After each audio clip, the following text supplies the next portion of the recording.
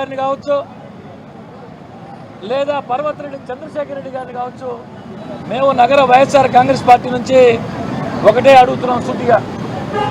అసలు ఏమి జరిగితే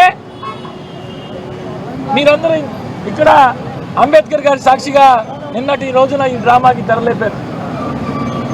కృష్ణ చైతన్య విద్యా సంస్థలు ఏమన్నా మూసేశారా?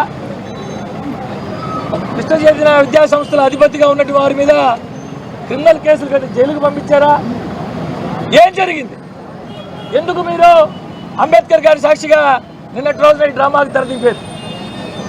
అందుకే ఈరోజు అంబేద్కర్ గారికి పాలాభిషేకం చేసి ఏదైతే మహానుభావుడు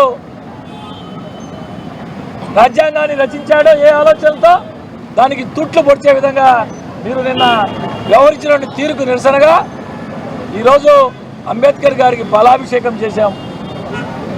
ఈ సందర్భంగా అడుగుతున్నా, వచ్చిన ఎమ్మెల్సీలందరూ రకరకాలుగా మాట్లాడారు, మా నాయకుల గురించి మాట్లాడారు, కక్ష సాధింపులు అని చెప్పి మాట్లాడారు. మేమే కనుక మా నారాయణ సారే కనుక కక్ష సాధింపులు చేస్తే నెల్లూరు నగరంలో రాజకీయం చేయగలుగుతారా చంద్రశేఖర్ రెడ్డి గారిని అడుగుతున్నా. మీ అందరూ చూస్తున్నారు, వెనకాలే కటౌట్, చంద్రశేఖర్ రెడ్డి గారి కటౌట్. ఆయన పుట్టినరోజు 26వ తారీఖున స్వయంగా నారాయణ సార్ గారిదైనా మా నాయకులు ఎవరిదైనా ఫ్లెక్స్ కానీ హోర్డింగ్ కానీ ఏర్పాటు చేస్తే 48 గంటల్లో తీసేస్తాం. మా మంత్రి గారు నారాయణ సార్ది సైతం 48 గంటల్లో తీసేస్తాం. అటువంటిదే 26వ తారీఖున ఆయన జన్మదినం అయితే 2 రోజుల ముందే నగరం అంతా కట్టారు, మన కళ్ళకు కనబడతా ఉంది. మేమేమన్నా దాన్ని తీసేసామా, తొలగించామా? కక్ష సాధింపులు చేస్తే నెల్లూరు నగరంలో చంద్రశేఖర్ రెడ్డి గారు మీకు ఇంతకుముందు కూడా చెప్పున్నా, మీరు రాజకీయాలకు కొత్త. కక్ష సాధింపులు అంటే ఎలా ఉంటాయో 2019-24 మధ్య కక్ష సాధింపులు చేసినటువంటి వ్యక్తుల్లో ఆ రోజు జరిగినటువంటి ఆ దారుణాల్లో దగ్గరుండి చూసిన వ్యక్తిని చంద్రశేఖర్ రెడ్డి గారు. బహుశా మీకు తెలియకపోవచ్చు, ఇటువంటి చీప్ రాజకీయాలు నోటీస్ ఇచ్చారు. జనరల్గా సహజంగా జరిగే ఇన్స్పెక్షన్కి వచ్చారు.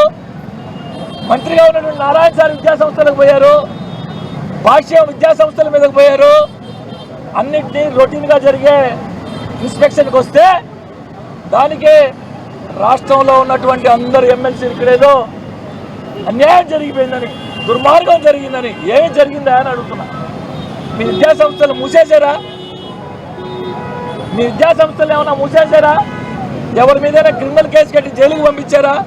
ఏమి జరిగితే ఇంత దారుణంగా వచ్చి ఇదొక డ్రామా, ఇదొక పొలిటికల్ డ్రామా ప్రజలన్నీ గమనిస్తున్నారు.